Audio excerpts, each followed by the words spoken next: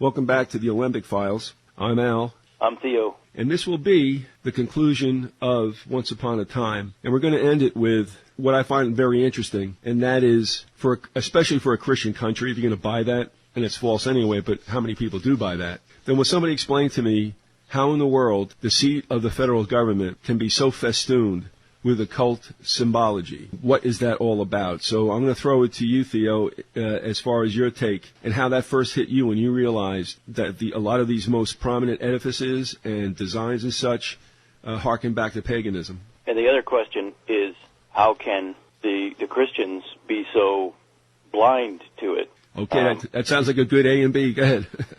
Well, they seem to always get these guys from France to come along, Freemasons from France to come in and be their artists or sculptors. I had to look this up. Pierre Charles L'Enfant. L'Enfant, yeah. Was the obviously Freemasonic designer of the layout of Washington, D.C. in Freemasonic pentagrams and whatnot. And then later on you had the Statue of Liberty, also was a French production. The goddess of, the Colombian goddess thing, goddess of liberty, that's a total Freemasonic thing with the points of light in her head. And the illuminating torch she's holding. Well, we'll break it down and get specific. Staying in D.C. for the moment, you take a look at probably the two most recognizable edifices, and one would be the Capitol building, and the other would be the Washington Monument. Now, I think everybody probably knows at this point that the symbology of those two buildings pretty much related to sexual parts. The dome being the female, and obviously the obelisk representing it's a phallic. Well, anybody that listens to us would know, but nobody else would know. Well, I'm not so sure about that anymore. I agree. It is a bit of an aha for most. But, there's another thing that I've always wondered about, too, and I never, I just passed it and said, forget about it. I worked on Pennsylvania Avenue. You look to the left, there's the Capitol. You look to the right, there's the Monument. And, it crossed my mind a little bit, but I think people understand that certainly this wasn't any kind of architecture or motif, I guess you would say, that is very American. Of course, there isn't a lot of stuff that was American anyway, given the fact that, for the most part, we are Europe West. So, but do you got to have and then it starts with, of course, D.C. You got to have the phallus, the Washington Monument, and then you got to have the female representative, the dome, the Capitol dome, and it's not just D.C. In our capital cities of other states, and in even minor cities, there's a plethora of cities around the country, great and small, that when you look in their town square, you're going to look around, and you will see some type of phallus, some type of obelisk, and somewhere near it, look for a domed building, and that's your Freemasons set up that city, and probably govern it still. Yeah, now let's just take a look. Now, this may be a coincidence, and it might be. I kind of think it isn't, but that it's just really peculiar. When this nation was founded as the United States of America, 13 colonies, for the most part, were turned into 13 states. Now, in the legend of Osiris, who was murdered, his body was cut up by Typhon into 14 pieces, and they were scattered everywhere. And Osiris's wife, Isis, Semiramis, right. It's a send down from that. It's Isis too. All right, maybe that predates Semiramis, but I don't know. It goes under a lot of names. Ashtarte and Diana is another one. And that's also very rich that would happen. But now you take a look at the Mary's legend. another one. Hello. Oh, Mary, yeah. But you take a look at the story. Now, there are 14 parts. Isis goes to gather them together so they can be buried all in one place. But you can't find one part of his anatomy, and that is the penis. So I find it interesting that we have 13 states who represent the 13 of the 14 parts that were scattered. And then we come down to the 14th territory in the United States, which was not created as a state, but as a district. So the 14th part is the district which houses the Washington Monument, the phallic symbol of Osiris's missing penis. And this is where it inevitably, Masonry, it ties up with, in ancient, way back times, it ties in with sun worship, because, and the symbolism confirms this as well. They take this symbol, a circle with a point in it, and that point represents, the circle is the dome again, the female, but that point within it represents a shaft of light. In other words, like a sunbeam or sun ray penetrating the earth, and then that's where you get the fertility, where you can grow something.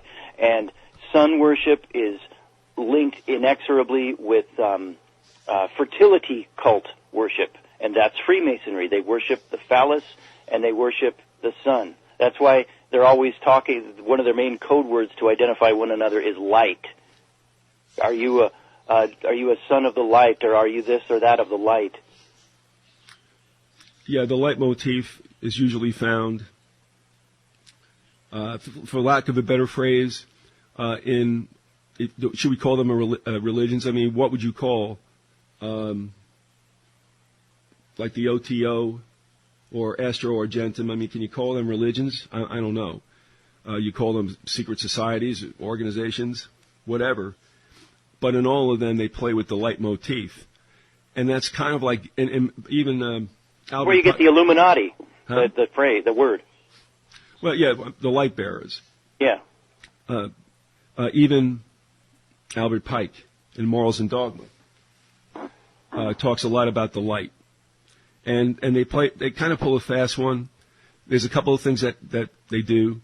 One of them is they create Lucifer separate from Satan. And for the most part, and being really economical with my words, the Lucifer image or persona is kind of considered human and kind of mischievous, but not really a bad guy. So they can distance Lucifer from Satan. When in essence, I think they're all in one. I mean, is that your take, or how do you look at that duality? If in fact it is a duality. They are all in one, and it's the King James Bible, or the any of the Bibles, the Geneva, any of the Bibles of the true lineage of Bibles, they all identify Lucifer as Satan. These New Age Bibles of today, the NIV and the RSV and the NASB and all those that stem ultimately from Rome, those took away that reference, linking the identity of Satan to Lucifer. So, yeah, we do see then, and this goes back to what you had said, and that is the whole idea using the light motif, and I don't mean late motif, I mean light motif. And that's present also, as you said, in D.C. Did you want to? All right, you kind of stopped yourself. So do you want to get back to the main road there as far as what you were talking about with regard to the buildings? Well, I guess let me finish a thought I started earlier with the sun worship thing. If you think about it, if you go back far away in time, and I would point to a time not too long after the Noahic flood, when people scattered throughout the world and they lost much of their memory of the flood and what happened. Much of it remains, it just got garbled. But they became so barbaric at that time that they're looking around and wondering where they came from, what's the meaning of life. And the only thing they know that is the most powerful thing that makes you feel like a god is you have this weird ability, most people, to reproduce. You can generate life. And so that act, that union of a man and a woman generating life becomes incorporated into their religion. They become like gods. And they united that with the other thing that gives life, enables us to grow things for sustenance, is the sun. And they became inexorably linked. And this Sunday, unfortunately, Many Christian incorporated churches around the country are going to have this sunrise service that it's a vestige of this ancient paganism. It's eerie, creepy. Well, I think I only went to one sunrise service, and that probably would have been around 86. And this is kind of cool, but all right, so whoever shows up at 7 o'clock at the church goes up to the Jersey Palisades, and the Jersey Palisades are lined with a number of parks, all under the Palisades Interstate Park Commission. So here we are in one in Fort Lee, just south of the George Washington Bridge. And I mean, it was kind of neat because we were facing east, of course, and the skyline was there, and that's pretty cool. I mean, the skyline, a nice morning, nobody out there to screw it up just yet. And we had a sunrise service with the sun coming up over the skyscrapers. And then later on, I wondered about that because what are we worshiping? Are we worshiping the sun, S-O-N, or are we worshiping the sun, S-U-N? And, of course, that's a pagan symbol that can be found in many of the paintings, renditions of Christ and others, where you have what they call the halo or the aura behind the head. That is strictly pagan. So the painters who did that either didn't know or did know. At any rate, that got passed along also in Christianity, and without any warnings against it. You kind of look at it, and I think in a sense of Protestantism, they look at it as like, well, that's a Catholic thing. But, fine, but you still don't understand the core of that. So, yeah, I mean, going up there, I was wondering why. And here's another thing, too. First of all, there's no reason for us to suspect that Christ was resurrected in the morning. Yeah, especially not at the moment of sunrise. What is that about? Right. And, I'm wondering, too, the whole bit about the 3 days. And I bring that up because, I mean, most funerals, the wake, the whole 9 yards, 3 days, right? Yeah. 1, 2 in the funeral parlor, 3 in the church. That's it. But I always wondered why it was 3 days and whether or not that was some kind of throwback to the whole situation with Christ, or whether, because, I mean, the Jewish religion does not look at it as 3 days. It's 1 day, which I think is extremely smart, by the way. But, so it doesn't go back to Jewish tradition as far as I can see. So I wonder if it's based on the biblical account of the Good Friday to Sunday type of thing. And without getting too far with that, too, there was a listener who had come upon an author, I think, or somebody who was doing some research that would maybe it would be a book by now, but I've been out of touch with the individual for like 5 years. But she was telling me that from the research this individual did, you could pretty much put your finger on when all this did happen, and it probably wasn't a Friday or whatever they used back then. Because certainly, was there an observed Gregorian calendar at the time? I don't know. You can find that out easily. Oh, they had the Mosaic calendar, which okay. Not even sure anybody knows what that is anymore. Well, the ridiculous thing too about Easter, on top of all this, is that first of all, Easter is put in the King James, and I think that was a mistake. I mean, it was, I've heard that, okay, maybe, but the other thing is it could be a reference to what Herod was celebrating. He was a pagan. Well, I'll tell you what, if that happened, and I'm not saying that linkage isn't correct, but, that didn't get through to the Christians. No. Well, I think that's Romanism. Yeah. Which, again, Protestantism did not break far enough away from. No, not at all. And I think what's even more in your face and not understood is that you have a day that you were born and you have a day that you will die. It's a fixed date. So, like, my birthday's August 22nd, all right? It's always going to be August 22nd. It's not going to float amongst, 4 to 6 weeks or something? So how in the world can a death date be moved around? I mean, Christ died on one day, and now we see that we're going to have it now on, this coming Sunday, which is, I don't know, the 31st or something? Well, that's what links it up to the equinox pagan star worship thing, too. Well, it goes back to the first full moon, I believe, after the vernal equinox. I tell you what, on Sunday, my wife and I, we go around and we visit some friends. I'm not going to go to any kind of service that day, but my wife and I, we do visit our friends, and our friends are in the habit of, I'm going to do it. I'm tired of it. And I'm going to do it, politely. But our friends that day, they'll come up and shake your hands and say, Christ is risen. And I'm sorry, I'm going to answer them, yes, but it has nothing to do with Easter. Or I might even say Ishtar. Well, that's just it. I mean, in the King James, I'm assuming that the word that should have been there was Passover. I think. I know that's one argument. I know. All right. And then the other thing is, why are we having rabbits and eggs? Rabbits don't give birth to eggs from which little rabbits emerge. But rabbits procreate a lot, and that gets into the fertility cult thing. Yeah, and supposedly the legend of Nimrod, who was a hunter, he and his brother, and that they favored rabbits, I guess is their main cuisine. Okay. And of course, the egg has to do with this whole Semiramis or Semiramis, how are you going to pronounce it, about the descent of the moon god, or queen of, what would you call it, goddess of the moon, and her descent to Earth where the egg opens up and she emerges. So you got the eggs, you got the bunny rabbits, and you got the floating death date, which, again, like I said, makes no sense. And Christians have never asked, why is this thing moving around? Christmas doesn't move around. Yeah. Let me quickly cite two books which document all this marvelously. Okay. The one you've heard of, Bill Cooper talked about it a lot, The Two Babylons by Alexander Hislop. The other one is a lot newer, Too Long in the Sun by Richard Reeves, and Reeves is R-I-V-E-S. Okay. Anything else on that? No,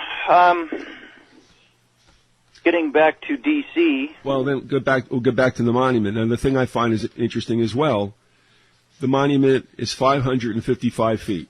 That's right, but if you count underground? Well, you hold that for a second, and I'll tell you mine, and then go ahead and add that. But if you multiply the feet times 12, representing 12 inches to a foot, the total inches are 6,660. 6660. Mm-hmm. All right. What do you have something on the underground? Well, I know I've read this, but I don't have a source or anything. That supposedly it's another 100 feet underground, so it is 666 feet long. I don't know if that's true. In those days, I'm doubting that. Okay. But what's ever visible as it is below, it is above, maybe. But we'll go with your numbers then. Well, those are mine. But all right, fair enough. The other thing about D.C. is interesting, and this is the way that this has been sanitized. What is that thing perched on top of the Capitol dome? Oh, that's whose name got changed. Yes, exactly. Yep. It's a goddess. Yeah. Yeah, it's another. Today they call it this Orwellian innocuous euphemism. The statue of something. What the heck do they call it nowadays? The Liberty. All right, let's give the background on it. Fair enough. If you go to encyclopedias, if you go to Wikipedia, which is just as full of garbage as encyclopedias, and Wikipedia. It's a small little statue too, comparatively to the building. Oh yeah. Well, of course. I mean, did you ever see something that adorned the roof of anything, whether it's a weather vane or a rooster or what? I mean, it's got, you can't take away from the whole construction. But there are going to be people out there who don't even know there's any kind of statue on top of the Capitol dome, probably. Correct. From the biography of Garfield, which you gave me, it's a biography by Allan Peskin. It was published. First time out, let's see, 1968. All right, in this book, this begins chapter 12, and that chapter is titled Pushing Lincoln. The roar of 100 cannon saluted the goddess of liberty as she was hoisted to the top of the Capitol dome, now crowned and completed just in time to greet Garfield as he began his congressional career. Maybe he should have been in a correctional institution. All right, so it was the goddess of liberty. Now, of course, everybody changes that. It is now the Statue of Freedom. All right. So, and I mean, you look at the statue though. And I'm trying to figure out exactly. That's kind of weird. It kind of looks Greek. It kind of looks a Native American. I don't know. But again, so what is with the use of the female image throughout our country? In other words, right, we have the goddess of liberty there, and you look at the coins from that day, the gold and the silver. Most of them were adorned with what is called Lady Liberty, but we're still dealing with this motif of femininity. And we, of course, and we say, as it relates to paganism.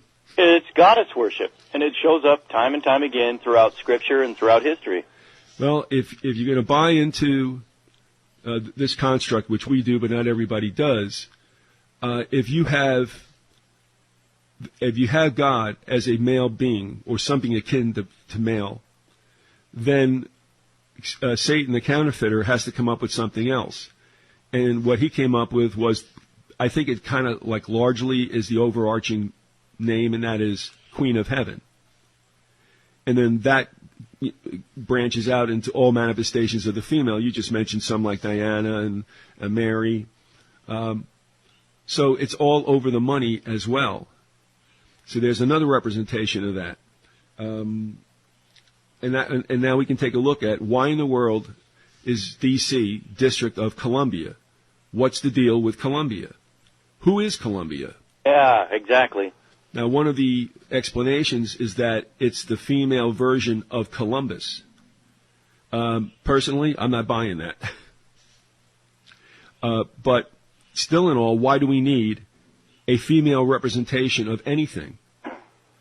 Whether it's a female counterpart of Columbus, why don't you just call it the District of Columbus then? Why feminize it? Not that I have anything against that. I mean, or women or anything like that. But here we still see that thread of the Queen of Heaven in other manifestations. So. Okay, so we got Columbia in D.C., and you know this. We've both spoken with this guy, Stephen Michael Schroeder, who exposed Indianapolis as, after D.C., one of the most blatantly Masonic, pagan cities in the country, in its architecture. And I wonder, and I think this is where Stephen Michael Schroeder was going. He may have even said it, but the name Indiana and Indianapolis, was there really a tribe of Indians named after that, or are they taking the name Diana from that? And when another goddess, of course. And when you look at the architecture of D.C., that's not going to sound so shocking. It is extremely pagan. Yeah, well, Indianapolis. I may have said D.C. Sorry. The other thing is that Schroeder. It's been a long time since I had him on, and that is he was saying that the whole idea out in Indiana was the magic squares. How much of the counties were square, and how much of the land was cut up. I mean, most acreage we see as being square acres, But yeah, he also said that was laid out for a certain purpose. And honestly, if you take a look at the Grange, you will find in that organization a lot of symbology directly reflecting the Masonic structure. So if that had anything to do with the Grange, I don't know. Why didn't other states do it? I don't know. And I've been far removed from talking with Stephen, but he was saying that also had a history behind it. Yeah. That would probably have been some type of internecine struggle within the Masons. You'd have the citified Masons, who were the bankster types who would be taking advantage of the farming Masons. Of course, if there's going to be some type of a struggle like that, they're sworn to secrecy, so you'd never hear about it. Yeah, correct. So moving away, or as we move away from the Washington Monument and the Capitol,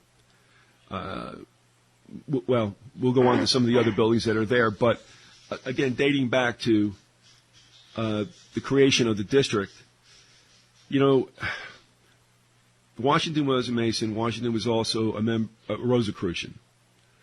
And he had a house that sat up on a hill in Mount Vernon. And while all this Masonic symbology, and again, Theo, you know, I mean, this goes back before the Masons, and I tend not to bang on it anymore. It does get interesting with their symbology after you leave the Blue Lodge in the in the Scottish Rite, rather. The Blue Lodge was the first 3 degrees. And it does get a little zanier as you go up through all the other degrees to 33, and the York Rite as well. So, we've often wondered, because Phelps, of course, was always this big proponent of Washington as Christian and such, and that Washington didn't know. You know, I tell you what, for the President of the United States, Washington didn't know a lot of stuff. And I think it's Phelps' takes and others that, you know, he just didn't know they were doing that. I don't know. I'm not buying that story. Are you? No. Did you know, you probably got the email, Phelps' site is down right now? Yeah, that was sent to me. I think the person who sent the email was kind of leaning toward the fact that the government did it. And you didn't see my response, I don't think, did you? No. No, and I said, no, it's not the government. I mean, no. But I think that he's been in a down spiral for some time, and not going to dedicate the show to that, but I'd just say, I think he might have fallen out of favor for whoever supported him financially and otherwise, because I don't believe he had a radio show in the last, 2 months or so, and his website, which was once static, years ago got turned into a 3-ring media circus. It really was pretty sharp. And now it's gone. It went back to just some kind of like static site, and now it's gone. So there's a story there for sure, but... Phelps gets a whole lot right. It's too bad he thinks what he thinks about the fluff pieces he's read about Washington. Well, and this is one of them. Don't tell me that Washington didn't know what was going on. Yeah. You bring in Lafont the Mason from France. He designs it. He saw the designs. Yeah. And if he didn't see the designs, if he ever walked around saying, "Hey, how's the construction going?" they would have told him. So I mean, that's wanting to love Washington despite the facts. Yeah. So no, he knew what was going on without a doubt. Now, a lot of people dance around this Columbia, but seriously, I'll give you the Wikipedia first paragraph. Columbia is a historical and poetic name used for the United States of America, and is also the name of its female personification. Why do we have a female personification? All right. It has inspired the names of the many persons, places, objects, institutions, and companies, such as the District of Columbia. Are they calling that a company? Really? All right. The site of the National Capitol and Columbia University. Those are the last two representations. Columbia was largely displaced as the female symbol of the United States by the Statue of Liberty. Oh, okay. Now, is that beautiful or what? Okay, well, Columbia was thrown over, and now we look at the Statue of Liberty. It's the same thing, you morons. Yeah. Speaking of the same thing, my wife, she used to work with, she was a nice woman, a woman who was a Wiccan, basically. She was into the white witch stuff. And this friend related to my wife that at one point in her life when she knew nothing about Catholicism or most any other mainstream religion. She was into Wicca. But for some reason, some occasion, she had occasion to walk into a Roman Catholic church, and she looked around at all the pictures of Mary on the wall, and she said she felt right at home. She said, "Oh, it's the goddess worship." And I said, "There it is. I'm not so far away from my own beliefs." Yeah, that says it all. No two ways about it. And again, Mary, I think, is an abused figure in Christianity. In other words, I think used for certain things that should be attributed to Christ rather than Mary. And I think you know where I'm going with that. I mean, you don't pray to Mary, you don't pray to the saints. And it wasn't until around 1850 that she was made officially a god, and and was immaculate and was raised up to heaven. That's when that all. People don't know the history. Romanists don't either, especially. Well, what did they think was going on before that? Well, there's another thing too, and that is the street layout, which many have made much about. And I don't know if I go for the whole thing, but it is interesting that Constitution Avenue and Independence Avenue converge at the circular grounds upon which the Capitol stands. So in essence, you have a compass, because you have these streets coming in. I don't know, what do you want to call it? At what kind of angle? I don't know, maybe 20 degrees or whatever. And they meet. So if you look at it from the top, you're looking at the original compass without, that bridge in between to measure stuff. Yeah. Now, that it may go into a pentagon, I'm not sure, but at least I get the compass thing, which would, I think, be Masonic. Let's see. Okay, let's, real quick. Go ahead. Other American iconography also is, this gets, I don't know, maybe sinister, I guess. It's Freemasonic. Think of the icon of Uncle Sam pointing his finger, the I Want You posters. Yeah. Okay, somebody did this. You can find it online. Do a search, describe what I'm about to describe, and you'll find it. Somebody did it. I actually used to have a picture of it up. But you can transpose the goat god of Baphomet onto the face of Uncle Sam, and it fits perfectly. Uncle Sam's face is a goat head. That's why he's got the billy goat beard. It's a goat's head, because of the horns, forms a pentagram, and that's Freemasonic. It's Luciferian, and that's our country. Again, Luciferian, and that's another point we got to make is Freemasonry at the highest levels is Lucifer worship. They think that Lucifer was the light bringer in the Garden of Eden, that Jehovah God made two automatons, Adam and Eve, that couldn't think for themselves. Lucifer was the rational being who tried to open the eyes of Adam and Eve. So Lucifer was the good guy in the Masonic scenario. Jehovah was the bad guy. But even in Uncle Sam, you got it. But and that's where you get the goat head representing Lucifer and the pentagram. Well, there's something also rich about the individual, the real person, allegedly, upon which the Uncle Sam personage is based, or persona is based. And I find it interesting that Uncle Sam, in reality, was a sutler, or somebody who tagged along with the armies and sold them goods. And I laugh because, isn't that perfect? In the years that would come, in the centuries that would come, the only winners that we ever really saw out of any wars were those who profited by the wars. Boy. They're the big winners. So I look at Uncle Sam, and he's making money off the war. That's covered exceptionally well in Gustavus Myers's The History of the Great American Fortunes. During the Civil War, for example, oh gosh, I forget which founder. I think it was the Astors. But they all did this. All the dynastic clans, how they set up their monetary empires at first is typically one way was during a war they would buy these cheap junk gun parts, and then they would sell them back to the government at an exorbitant rate, and so the soldiers would have these guns that would fire backwards and blow up in their hands, but who cares if the soldiers died? These, as you just described, the sellers, the banksters, they made a killing. Even Smedley Butler in War is a Racket, which can be read online.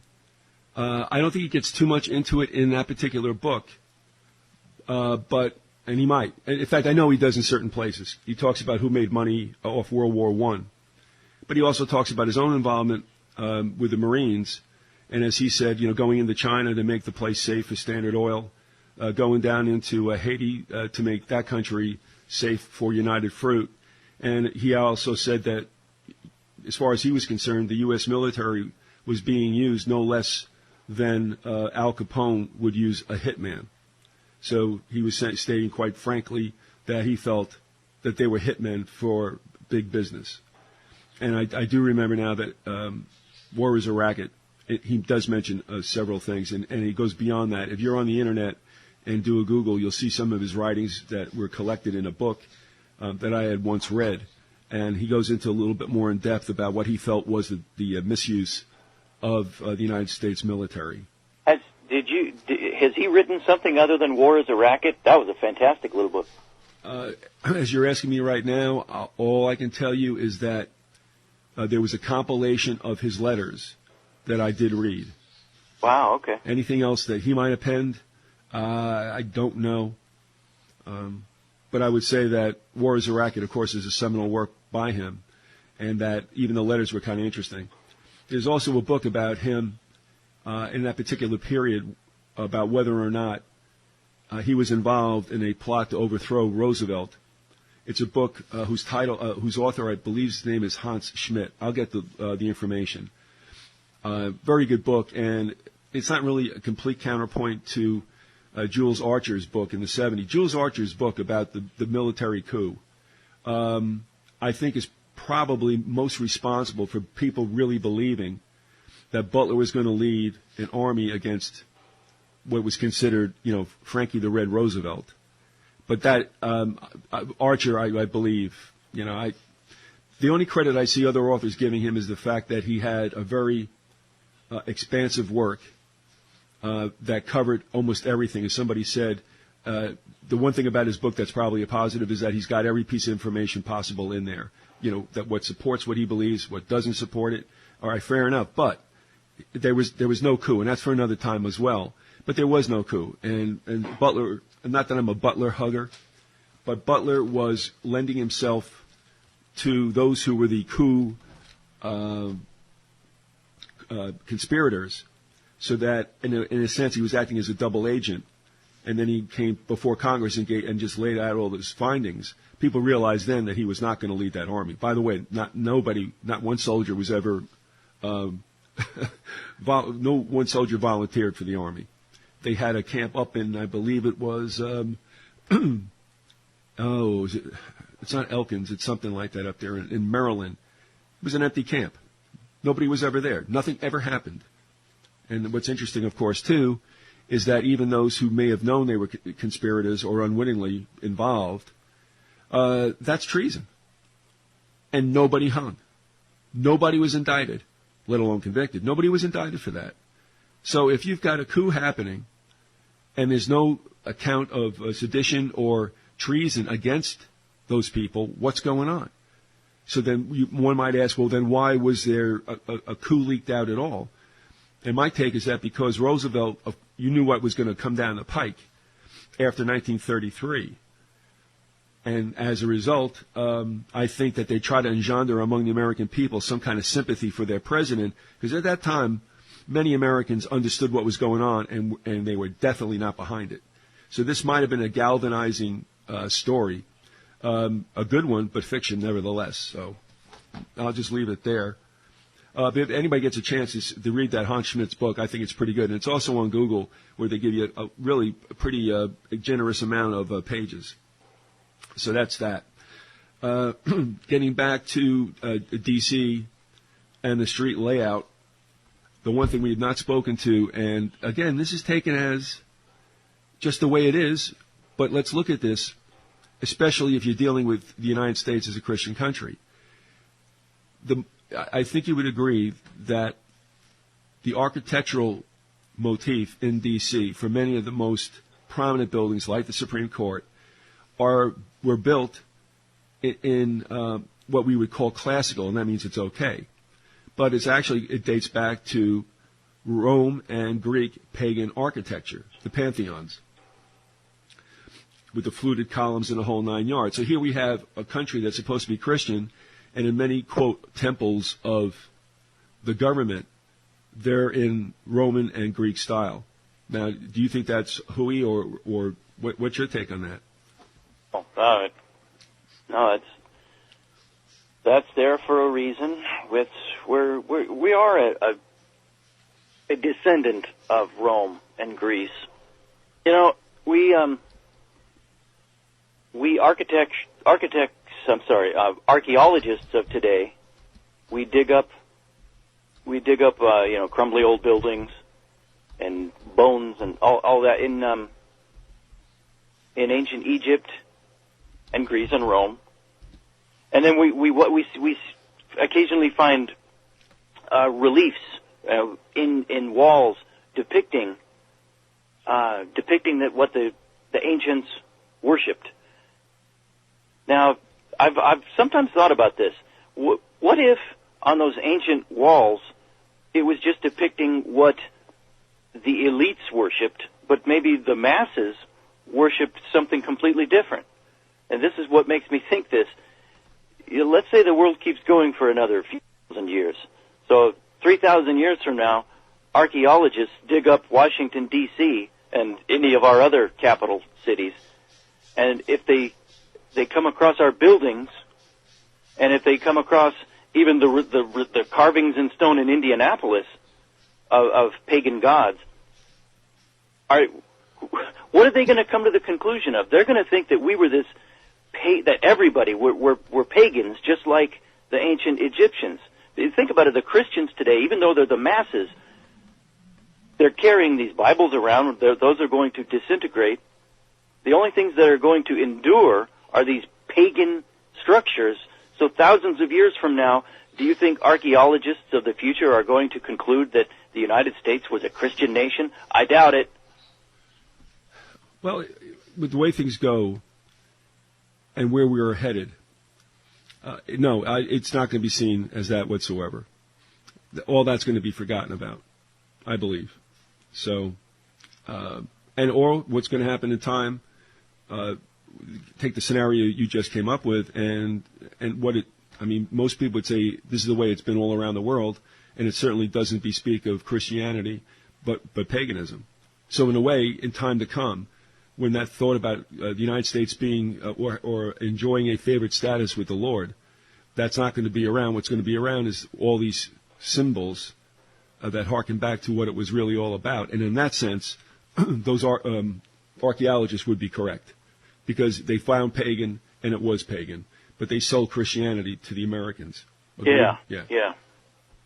The Christians have been duped so badly that they've incorporated one of the main Freemasonic symbols into their own iconography. You know, the Christians have the cross, they have the fish thing, which is dubious. We could talk about that, but then they've also embraced today the so-called Star of David. The Star of Solomon is a little bit better name. The six-pointed star, the hexagram. Yeah. That's a sign, hex, put a hex on somebody, it's a sign of witchcraft. But it's also that, again, the two intersecting triangles, that's an ancient pagan fertility symbol. The union of those two triangles, one represents the male, one represents the female, and there are specific reasons why. And that's why the Rothschilds picked that symbol for the flag of the modern nation of Israel. And yet Christians think that that's a great thing, that they go around sporting bumper stickers with a cross on one side and or a fish, and then that six-pointed star on the other. Right. And no, that's a Luciferian thing you're sporting around there, Christian.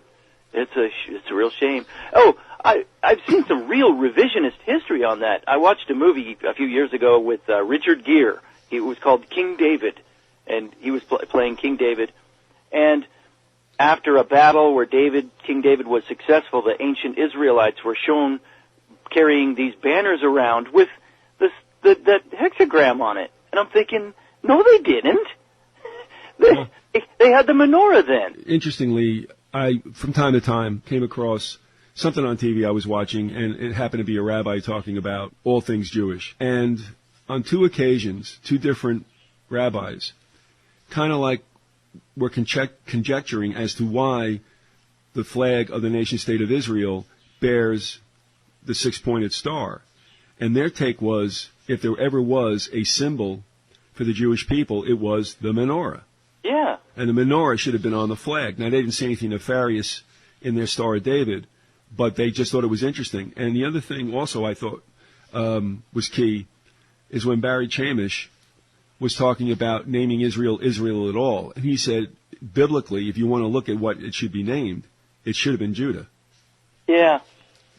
So, why is that? I don't know, but there you go.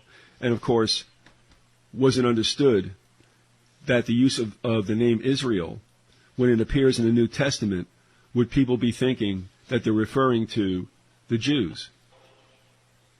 All right? Now, I think we understand that Israel represents the body of believers. That's the new Israel. Yeah. Now, the Old Testament, that's fine, but that's already been completed. I don't believe that there's going to be any return of Jews to, quote, their homeland, because Revelation does not show that whatsoever. And had that, if that was to be, I believe it would have been in Revelation, which does mention the 144,000, and it does mention that they understand that they're part of the 12 tribes. They're quote, sealed, unquote. But that does not mean that they were brought back to their homeland. That is one of what I believe is the greatest confusions deliberately created by naming that country Israel. They knew that Christians could be bamboozled into believing that that was a biblical, and let me get this straight, there's a difference between, they use the word ordained and anointed. That may be ordained as far as the Lord allowed it, like he allowed Nebuchadnezzar, like he allowed Pharaoh, but it was not anointed. So yeah, we have this hubbub now, and I passed a woman in an office who was a born-again Christian I knew, and as I passed her office, I saw on her desk a flag on a flagpole about maybe 2 feet high, and it was the flag of Israel. And I'm I wanted to stop and say, do you know what that is? Do you really know what that is? But, I'm not going to do that in the workplace. Yeah, that's the union of the fire triangle and the water triangle, and that's because boys have an outie and girls have an innie, and hello, wake up. Never mind. But there's a million motifs that go through that also, like as it is above, it is below. Yeah. Another curious thing that people can look up for themselves is the painting called Apotheosis that is on the Capitol Dome ceiling. That is interesting. They got Neptune there with his trident, and again, and it's got Queen, Lady Liberty or whatever, taking a sword to some people. What is it with America that it's always got to be a sword and fighting? Do you know what I mean? Yeah, like underneath Denver Airport. Yeah, and there's a story told there about how the children of the world end war. Yeah, with that ugly-looking, modernized Nazi gas mask wearing soldier. Yeah. End war by committing genocide? Is that what they have in mind? Yeah, right. Let's kill the killers. That's it. That'll do it. It's like there should be a Monty Python movie about that. What do you do? We're killing them, but well, they were killers, but so were you. Well, this goes to 11. So, at any rate, all right. Probably one last thing on Israel. Probably, quite likely that the most flagrantly Freemasonic architectural building for any governmental hall today is the Supreme Court of the modern nation of Israel. Man, they didn't hide anything there. No, and that was funded by Rothschild as well. Mm-hmm. Yeah, and you can see that. You can Google that, and that pops up. I think somebody wrote about that in Rentz's articles years ago. I probably can still find it. That's probably the same one I saw. Yeah, and it's got the pyramid there. So, moving right along, the other thing also about these buildings that are built in that Roman and Greek style, you will also see in what is called the friezes, you'll find a zodiac as well. Not all of them, but some of them do bear zodiac signs. You go to YouTube, you can also find, I think there was a documentary. It might have even made its way around the cable channels. But there's an individual who goes through and points to all the paganism that's there, and the zodiac characters are there as well. I got a couple more notes left, and we got to get out of here. But the one thing also is our money. Why does our money bear so much pagan symbolism, or frankly, just occult? Somebody once said in some kind of blog, when somebody said was whacking on occult symbology. The person said, well, there's nothing wrong with occult. And they're like, what? And the guy says, well, oni means hidden. So the person to whom he was directing his comments goes like, oh, okay. And I'm like, wait a second. What, hidden is good? What is? Yeah. I mean, we understand there's times when hidden is good, but this is not one of them. So the fact that it means hidden means they don't want anybody else knowing about it. And that really doesn't, strike me in my heart as something positive. But you look at the dollar bill, everybody's pretty familiar with both sides. You got that little owl that's hanging out in that upper right, numeral 1, kind of like a shield up there, or enclave, if you will. You got the 6-pointed star there. Right. The capstone missing on the pyramid. On the backside, the capstone is missing. Well, it's suspended in air, and in there is the all-seeing eye. Yeah. So, I mean, it goes in as the fasci that pops up, and, of course, the number 13 in the amount of things like arrows, I believe, in the eagle's one talon. That's there as well. Now, if you don't have anything else, or you do have something to chime in about, do so now, if you would, Theo. No, I'm good. All right, there's just two things, and that'll bring us pretty much to the end of this audio. The flag, and this goes back to the 6-pointed star, but it's a 5-pointed star. Now, the fact that we even call it a star, I have no idea why. Being that when we look up in the sky, when I look at stars, I don't see 5-pointed stars or a 5-pointed image. I don't see any pentagrams up there. So how do they get the star business being 5-pointed? And so as the 6-pointed star has meaning, so does the 5-point. I mean, it is a pentagram. That's all there is to it. And we embrace it as a star, and it isn't. Now, do you remember that lunkhead story? The story I told about the lunkhead who wrote me at the newspaper? No, not ringing a bell yet. Well, the individual jumped all over me for claiming that the star was a pagan symbol, and her rationale was, well, if it's pagan, why would there be so many of them? And I'm like, oh, somebody, don't let her breed anymore. Real quick, the 6-pointed star and the 5-pointed star are, of course, used in unison for the conjuring of demons. Well, I mean, everybody's familiar with the pentagram and its linkage to ritual rites, satanic rites, call it whatever you want. But, I mean, her statement was, why would there be so many of them? Well, because there's 50 states, you idiot. The amount doesn't matter. And if you think about it, you take a look at the star, and it pops up in a lot of other places. The Chinese communists, Cuba, Korea, Russia, and the United States all use stars, especially with the military. So, yeah, and why does it always have to be that? Yeah, that's it. So I'm looking at this saying, that's, that what you have there are 50 pentagrams. I look up, like I said, that I've never seen a pentagram in the sky. I got something to add, real quick. Yeah, go ahead, sure. Why do the Green Bay Packers have a G on their helmet instead of a GB? Oh, don't you break my heart. No, why? It's the G of Genesis or Gnosis of Freemasonry, that within the square and compass. All right. Okay. Well, that's according to Walter Veith, anyway. All right. Oh, yeah, he did the whole sports stuff. Yeah. All right, let me see. I had one more thing on the agenda, I believe. No, that's it. Okay, I know what I'm going to. Just with the money, understand something. For Christians, you have to realize that money was not in the original system created by Jehovah. When it was decided that the tribes were not going to observe divine law as Jehovah gave them, and they wanted kings to rule them, from that point on, I think you could probably say that evil took over. And where in the divine system there would be only scales, as it says, they have fair scales or balances. Because that opens up a whole show we could do. That's right, but that was about barter and trade. So what happens? The evil side comes along and creates money. Money was never supposed to be in the equation, but they create money, and then in this country they put on "In God We Trust."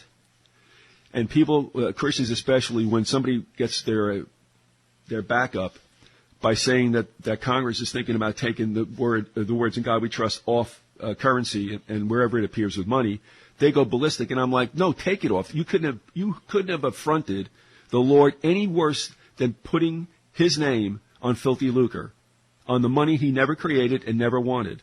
So by all means, get it off. But they freak out about it, so they don't understand either. We all live in a system. We're not saying that we don't, but you live in it as much as you have to, but you never become of it. You're just in it. And I guess that's the last remarks I'm going to make about what we've just done here. We got a minute or two, so do you want to do any kind of summary statement? No, I don't. I think we summed it up, but you did just give me an idea for another show. Yeah, we could talk a lot about what is money, what is money, what's a dollar. Right. And I mean, like I said, I'm not banging on bankers downtown, or we all go to them for one reason or another. We're talking about the banksters. Yeah, and the whole concept of money representing something of value, but the money itself is just a symbol. Although, of course, it is accepted as a what would you call it, a medium of transaction. All right, that'll do it. That'll wrap up Once Upon a Time, and this audio is really kind of directed toward Christians who don't understand what's going on. If you want to call this a Christian country, you got to look deeper. One last thing I thought of, Theo, and I'll put a link to it. Did I send you those photos of the newly constructed IRS building out in New Carrollton, Maryland, and what stands in front of it? No, I don't think so. All right, I'm sorry. I'll send it along, but I'll also post the links with this audio.